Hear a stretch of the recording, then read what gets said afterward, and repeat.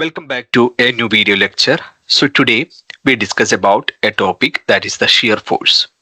So actually this topic is very important as an aspect of the subject that is engineering mechanics for the mechanical engineers or civil engineers or structural engineers. Also apart from this topic there is another topic that is bending moment that we will discuss in another lecture.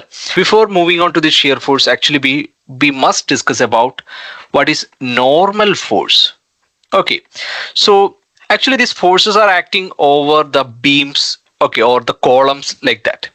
If you're taking a civil point of view, this shear force or the normal force or this force are going to be act on the structure types, that's a beam. So if you're considering this as our beam, okay, let us consider this as a object or a beam. So this line represents the axis. Okay, so when we are considering this normal force, how this shear force differ from the normal force, that I am going to explain here. So if you are assuming that, or let us consider a force is acting in this way and in this way. So it is acting perpendicular to the cross section. Okay, so this force, both forces are acting perpendicular to the cross section, and you can call it as tensile force. Okay, this type of force you can consider it as tensile force. Means it is acting perpendicular to the cross section. Means if you consider just as a beam and it is acting, this force is acting in the perpendicular direction, you can consider it as a tensile force. So, and similarly, if you are considering this force in this way,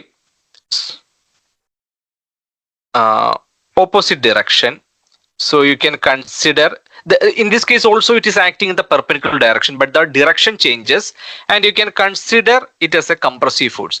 Actually, what happens during this both cases, in the tensile force case, or the beam, it's actually expands. Means if you are applying tensile force, the tendency of the beam or the object to expand actually. But in the case of compressive force, you can see that it is going to be shortened. Okay, means the reverse things to happen. So compression actually is going to happen, or is going to occur over this object. So that's a compressive force. Then when you are considering shear force, what is going to happen? Means actually what is shear force actually? You can define shear force as a force acting in a direction. Shear force as a force acting in a direction,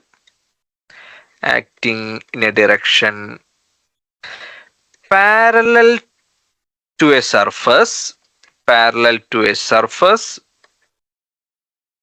or to a planar cross section of a body. Okay, planar cross section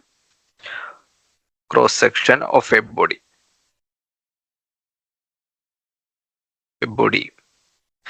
So when you are considering shear force, now we are going to discuss about this shear force. So actually what happens, it is acting parallel to a surface. This force, it is going to be act in a parallel direction. You can consider it as a, in this way, it is acting parallel. So okay, so this force is actually acting parallel to the surface. When you are considering it's a parallel, like this way, in this way it is going to be it's acting parallel to the surface. So this type of force, it is called as shear force. Okay, so this can either act in this direction, or you can consider in this way also.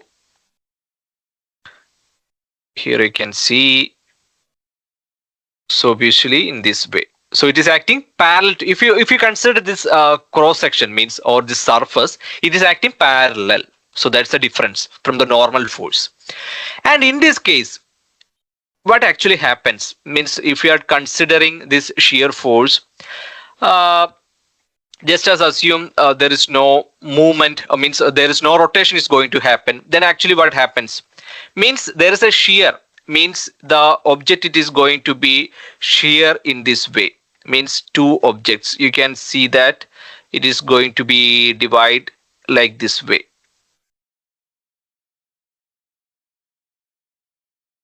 Okay.